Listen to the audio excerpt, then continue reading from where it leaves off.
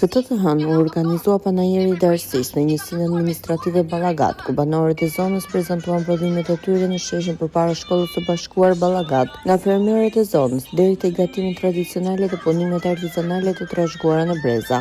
Zona e Darësisë filloi shtrirjen e saj nga liçeni i Kasharit mbi qytetin e Lushnjës dhe përfundon në shtrirje gjeografike deri në qytetin e Bilshit, ku në të dy anët e saj, mes kodrave me ullinj dru frutor, ka potencial të jashtëzakonshëm agroturistik. Ky është viti i dytë që pushteti vendor organizon panajirin agrobujqësor të zonës Festa e Darësisë. Në këtë mini panajir ekspozojnë prodhimet e shumta të zonës, si prodhimi i vajit të ullirit, ku në stenda ka emra të ndryshëm prodhuesish. Në stendat e vendosura në këtë panajir nuk kanë munguar edhe prodhimi i perimeve dhe i frutave, si qershia e kajsia. Gjithashtu nuk mungonte as kulinaria tradicionale nga lokalet dhe gatimet e banorëve. Në këtë ditë feste, për qendrën administrative Ballagat në panajir ishin të pranishëm edhe kryetaria e Bashkisë Lushnje, zonja Eriselda Sefa, i cili përmendi faktin se fal potencialit që ka kjo zonë, shumë shpejt do të jetë një nga zonat më të njohura agroturistike në vend. Në këtë panajir pati edhe një koncert nga nxënësit e shkollës, të veçur me kostumet popullore tradicionale, por